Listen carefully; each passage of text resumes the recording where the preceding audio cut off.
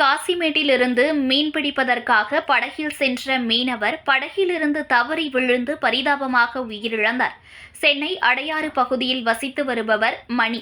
இவருக்கு திருமணமாகி மனைவி மற்றும் திருமண வயதில் 2 மகள்கள் உள்ள நிலையில் கடந்த 22ஆம் தேதி காலை 6 மணி அளவில் காசிமேடு மீன்பிடி துறைமுகத்தில் இருந்து மீன்பிடிப்பதற்காக படகு எடுத்துக்கொண்டு மீன்பிடி தொழிலுக்கு சென்றுள்ளார்.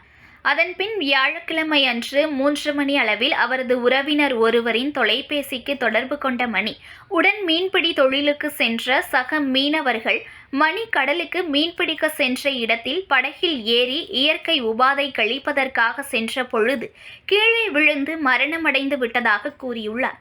இதனையடுத்து மணியின் உறவினர்கள் மணியின் மனைவிக்கு தகவல் அளித்தனர்.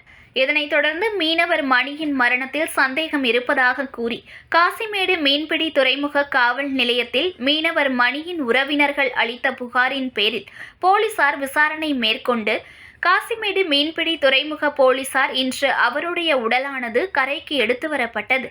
அப்பொழுது அவரது உடலை கைப்பற்றிய போலீசார் பிரேத பரிசோதனைக்காக ஸ்டாலினி அரசு மருத்துவமனைக்கு அனுப்பி வைத்து விசாரணை மேற்கொண்டனர். மணியின் உடலில் எந்தவித காயங்களும் ஏற்படாத நிலையில் அவர் தவறி விழுந்து இறந்தாரா இல்லை வேறு ஏதேனும் இயற்கை உபாதைகளால் மரணம் அடைந்தாரா என விசாரணை மேற்கொண்டு வருகின்றனர். இந்த நிலையில் மணியின் வருமானத்தை வைத்து நாங்கள் வாழ்ந்து வந்ததாகவும் இப்பொழுது அவரும் இல்லாத நிலையில் 2 பெண் குழந்தைகளை வைத்துவிட்டு மிகுந்த இன்னலுக்கு உள்ளாகி உள்ளதாகவும் இதற்காக அரசு தங்களுக்கு ஏதேனும் உதவி புரிய வேண்டும் என்றும் அவர் குடும்பத்தினர் தமிழக அரசுக்கு கோரிக்கை வைத்துள்ளனர்.